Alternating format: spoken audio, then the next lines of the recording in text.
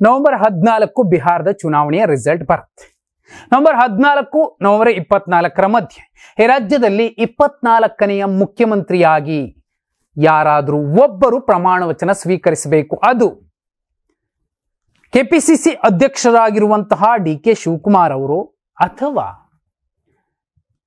ಶೋಷಿತ ದಮನಿತ ಸಮುದಾಯದ ನಾಯಕ ಸತೀಶ್ ಜಾರಕಿಹೊಳಿ ಅವರು. ತುಂಬಾ ಸ್ಪಷ್ಟ ಮತ್ತು ಸೂಕ್ಷ್ಮ.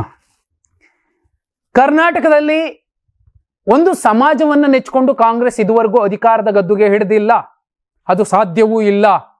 ಕಳೆದ 23 ಮುಖ್ಯಮಂತ್ರಿಗಳ ಪಟ್ಟಿಯನ್ನು ತೆಗೆದು ನೋಡಿದಾಗ ಪದೇ ಪದೇ ಸಮಸ್ಯೆ ಆಗಿದ್ದು, ಕಾಂಗ್ರೆಸ್ನ ಬೇರು ಛಿದ್ರವಾಗೋದಕ್ಕೆ ಕಾರಣವಾಗಿದ್ದು ಹಿಂದುಳಿದ ಅಲ್ಪಸಂಖ್ಯಾತ ದಲಿತ ಸಮಾಜದ ನಾಯಕರ ವ್ಯತ್ಯಾಸಗಳಿಂದ.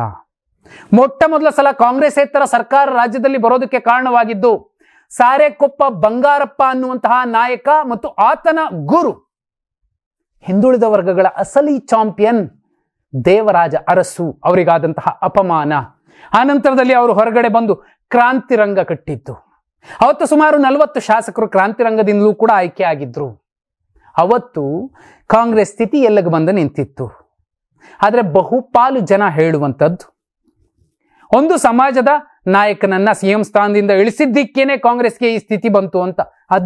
ಅದಲ್ಲ ಮೂಲ ಸತ್ಯ, ಇದು ಸತ್ಯ. ಅದಾದ ಮೇಲೆ ಇದೇ ಸಾರೆಕೊಪ್ಪ ಬಂಗಾರಪ್ಪ ಅವರು ಕೆಸಿಪಿ ಪಕ್ಷವನ್ನು ಕಡ್ದಾಗ 2ನೇ ಸಲ ಕಾಂಗ್ರೆಸ್ಸೇತರ ಸರ್ಕಾರ ಬರುತ್ತೆ. 3ನೇ ಸಲ ಅದು ದೇವೇಗೌಡರು ಮುಖ್ಯಮಂತ್ರಿ ಆದಂತಹ ಜನತಾದಳ ಸರ್ಕಾರ. ಆನಂತರ ಜೆ.ಎಚ್. ಪಟೇಲ್ ಮುಖ್ಯಮಂತ್ರಿ ಆಗ್ತಾರೆ.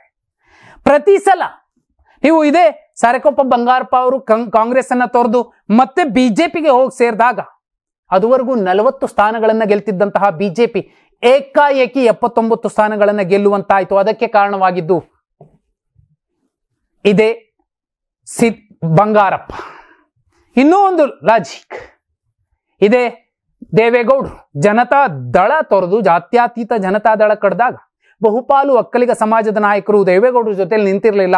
ಒಬ್ಬ ಕುರುಬ ಸಮಾಜದ ಸಿದ್ದರಾಮಯ್ಯ ನಿಂತಿದ್ರು. ಅವತ್ತು ಕೂಡ ಹಿಂದುಳಿದ ಸಮಾಜಗಳ ಇನ್ನೊಂದಷ್ಟು ನಾಯಕರು, ಜಾಲಪ್ಪ ಅಂತಹ ನಾಯಕರು ಕೂಡ ಜೊತೆಲಿದ್ರು. ಆ ಕಾರಣಕ್ಕೋಸ್ಕರನೇ ಜೆಡಿಎಸ್ 58 ಸ್ಥಾನ ಗೆಲ್ಲೋಕೆ ಸಾಧ್ಯವಾಯಿತು. ಅದೇ ಸಿದ್ದರಾಮಯ್ಯ ಇಲ್ಲದಂತಹ ಜೆಡಿಎಸ್ ಇವತ್ತು ಕೂಡ 58 ಸ್ಥಾನ ಗೆಲ್ಲೋಕೆ ಸಾಧ್ಯವಾಗಿಲ್ಲ. ಕೊನೆ ಪಕ್ಷ 50ರ ಗಡಿ ಮುಟ್ಟೋಕಾಗಿಲ್ಲ. ಇದು ಹಿಂದುಳಿದ ವರ್ಗಗಳ ಅಲ್ಪಸಂಖ್ಯಾತರ ದಲಿತ ಸಮಾಜಗಳ ಒಟ್ಟುಗೂಡುವಂತಹ ಮತಗಳ ಲೆಕ್ಕ. ಕಾಂಗ್ರೆಸ್ಸೇತರ ಪಕ್ಷಗಳು ಯಾವೂ ಕೂಡ ಸರಳ ಬಹುಮತ ರಾಜ್ಯದಲ್ಲಿ ಪಡ್ಕೊಂಡಿಲ್ಲ. ಹಾಗೆ ನೋಡಿದ್ರೆ ಯಾಕೆ ಬಿಜೆಪಿ ಇರಬಹುದು, ಜನತಾ ಪಕ್ಷ ಇರಬಹುದು, ಯಾವುದು ಕೂಡ ಸರಳ ಬಹುಮತ ಇಲ್ಲ. ಒಂದಷ್ಟು ನಾಯಕರನ್ನ ಮತ್ತೆ ಕರ್ಕೊಂಡೋಗಿ ಸೇರಿಸದ ಮೇಲೇನೆ ಅಲ್ಲಿ ಲೆಕ್ಕಾಚಾರಗಳು ಬದಲಾಗಿದ್ದು ಸರ್ಕಾರ ರಚನೆ ಆಗಿತ್ತು. ನೀವು ಕಾಂಗ್ರೆಸ್ಸೇತರ 1983ರ ಸರ್ಕಾರದಲ್ಲೂ ಆಪರೇಷನ್ ಆಗುತ್ತೆ, 85ರಲ್ಲೂ, ಆನಂತರದಲ್ಲಿ 94ರಲ್ಲಿ ಆಪರೇಷನ್ ಇಂದಲೇನೆ ಸರ್ಕಾರ ರಚನೆ ಆಗುತ್ತೆ. ಇಲ್ಲ ಅಂದ್ರೆ ಸುಲಭಕ್ಕೆ ಆಗ್ತಿರ್ಲಿಲ್ಲ. ಆದ್ರೆ ಸರಳ ಬಹುಮತ ಈ ರಾಜ್ಯದಲ್ಲಿ ಪಡಿತಿರುವಂತಹ ಕಾಂಗ್ರೆಸ್ಗೆ ಬಹುದೊಡ್ಡ ಬಲವಾಗಿರೋದು ಅಲ್ಪಸಂಖ್ಯಾತ ಹಿಂದುಳಿದ ದಲಿತರು. ಅದೇ ಸಮಾಜದ ಮತಗಳು ಮುಂದುವರಿಬೇಕು, ಗಟ್ಟಿಯಾಗಿ ಕಾಂಗ್ರೆಸ್ ಬೇರೂರಬೇಕು ಮತ್ತೊಮ್ಮೆ. ಅಂದ್ರೆ ಯಾಕಂದ್ರೆ ಕಾಂಗ್ರೆಸ್ ಇಲ್ಲವಾಯ್ತು ತುರ್ತು ಪರಿಸ್ಥಿತಿ ನಂತರ ಅಂದಾಗ್ಲೂ ಕೂಡ ಕಾಂಗ್ರೆಸ್ಗೆ ಪುನರ್ಜನ್ಮವನ್ನು ಕೊಟ್ಟಿದ್ದು ಕರ್ನಾಟಕ, ಇದೇ ಅಹಿಂದ ವರ್ಗಗಳು, ದೇವರಾಜ ಅರಸು ಅವರು.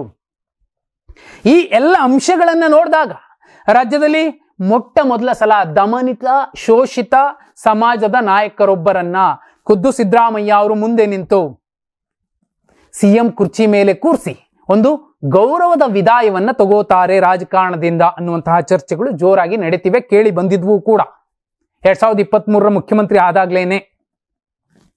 ಇದಕ್ಕೆ ಪೂರಕವಾಗಿ ಇನ್ನೂ ಒಂದು ವಿಚಾರ ನಿಮ್ಗೆ ಹೇಳಬೇಕು. ಇತ್ತೀಚೆಗೆ ವಿಶ್ವನಾಥ್ ಅವರು ಒಂದು ಹಂತಕ್ಕೆ ಕ್ಷಿಪ್ರಕ್ರಾಂತಿ ಏನಾದ್ರೂ ಆದ್ರೆ, ಸಿದ್ದರಾಮಯ್ಯ ಅವರನ್ನ ಕೆಳಗಿಳಿಸಿದ್ರೆ ಆಗ ಹೊಸ ಪಕ್ಷ ಉದಯ ಆಗುತ್ತೆ ರಾಜ್ಯದಲ್ಲಿ, ಅದು ಅಹಿಂದ ಪಕ್ಷ ಅನ್ನುವಂತಹ ಸುಳಿವನ್ನ ಕೊಟ್ಟಿದ್ರು.